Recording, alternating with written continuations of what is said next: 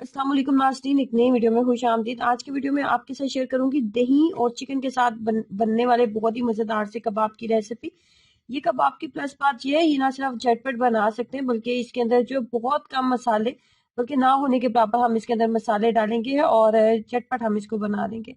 इसको बनाने के लिए सबसे पहले मैंने चिकन का कीमा लिया है और चिकन का कीमा अगर आपके पास नहीं है तो बहुत बारीक बारीक फाइन आप चिकन की जो बोटियां वो कट कर लें। उसके बाद एक दरमियाने साइज का प्याज आपने बहुत ज्यादा फाइन चॉप करके आपने इसके अंदर ऐड करना है। उसके बाद 2 से 3 जवे लेने हैं लहसन के। अदरक इसके अंदर नहीं जाएगा, जवे हम डालेंगे लहसन के 2 से 3 जवे और ग्रेटर की मदद से अच्छे से ग्रेट कर लेंगे। कद्दूकस हमने इसको कर लेना है 2 से 3 जवे लहसन के लेके। उसके बाद इसके अंदर जाएगा ग्रीन चटनी का पेस्ट। ये मैंने होममेड बनाया था। 4 से 5 सब्ज मिर्चें लें, उसके अंदर थोड़ा सा 2 चम्मच कुकिंग ऑयल ऐड करके तो ग्राइंड कर लें सिंपल।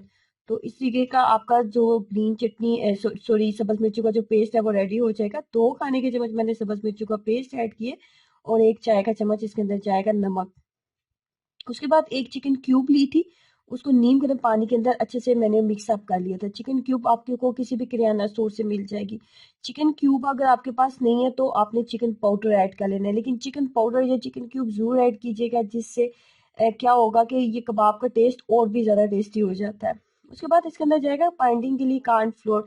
चिकन के अंदर बाइंडिंग की बहुत ज्यादा जरूरत नहीं होती, लेकिन ये एक ऐसे कबाब है जिनको हमने हाथों के साथ नहीं बनाना, स्पून के साथ हमने बनाना है उठा के।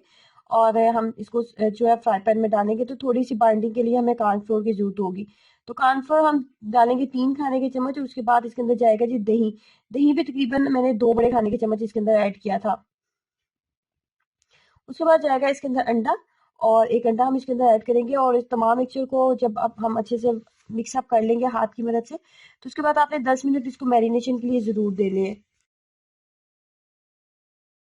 हाथ की मदद से तमाम मसालों को मिक्सअप कर लेंगे और हाथ की मदद से जब हमने अच्छे से इसको मिक्सअप कर लेना है, तो इसके बाद हमने इसको कम से कम 15 से 20 मिनट हमने इसको देने हैं ताकि ये अच्छे से सेट हो जाए। इसका फायदा ये होता है कि इस तरीके से जब भी मैरिनेट आप चीज को करते हैं, जिसको आप थोड़ा सा टाइम दे लेते हैं चीज अच्छे से सेट हो जाए, उसका फायदा ये होता है कि इसका कुकिंग टाइम कम हो जाता है। जब आप ये कबाब बनाएंगे तो फौरी तौर पे ये अंदर तक बहुत अच्छे से कुक हो जाएंगे और तमाम मसाले अच्छे से इसके अंदर जो है वो चले जाएंगे। तो 10 से 15 मिनट मैरिनेशन के बाद आपने इसको जरूर देने हैं।